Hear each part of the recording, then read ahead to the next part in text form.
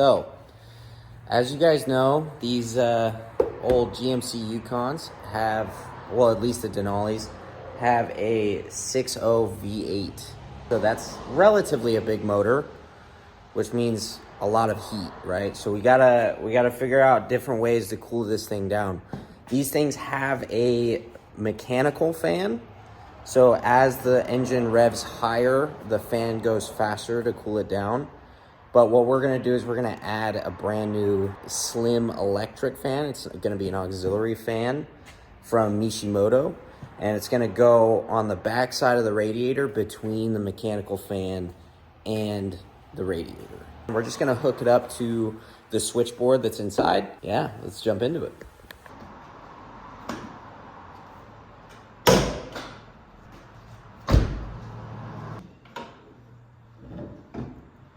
So to kind of get stuff out of our way, we're gonna take this plastic cover off, and I believe we're gonna have to take this shroud off. Pop these things out. Come on, there we go.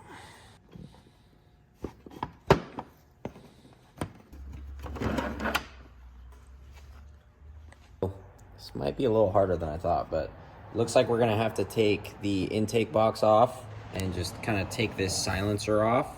That way we can actually get to the shroud.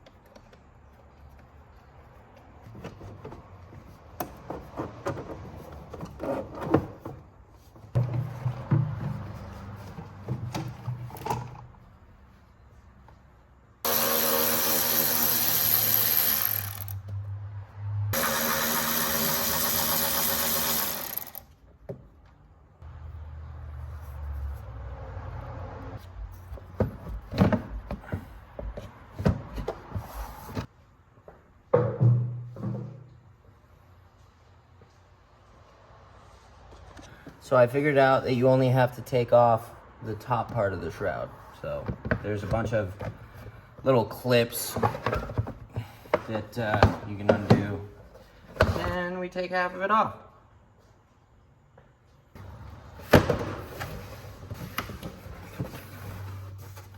This bad boy is the fan. So we're gonna make sure that this is a polar fan, not a pusher fan, by using this power probe. I've actually never used one of these before, so, you know, hopefully it don't blow up. That right there. Oh.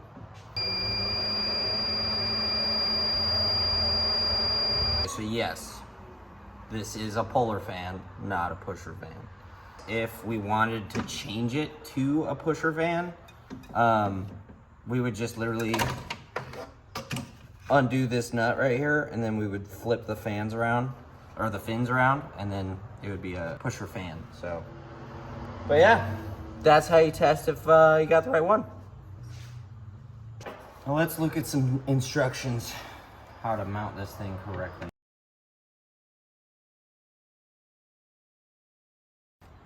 Is like this. Hey. So skinny side, or the small side of the spring, goes to the end of the zip tie. Push this through.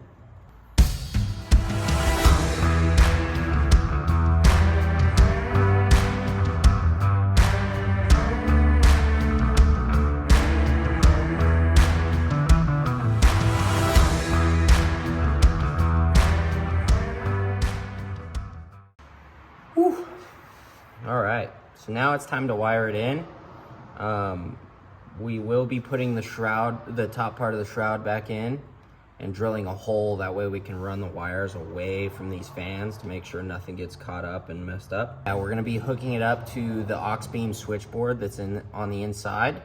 That way if it starts overheating at all, or if we're going uphill or anything like that, then I can just turn that fan on and give it some extra cooling power. So yeah, let's finish her up.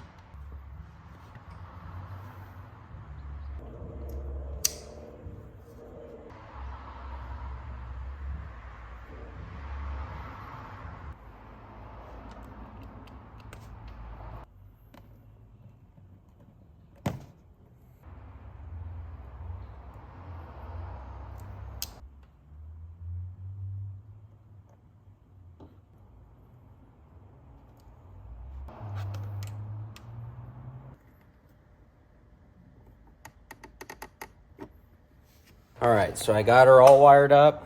It's time to see if she works without lighting on fire.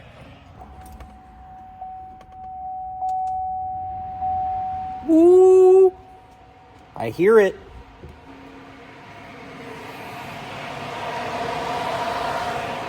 Yeah. That's awesome.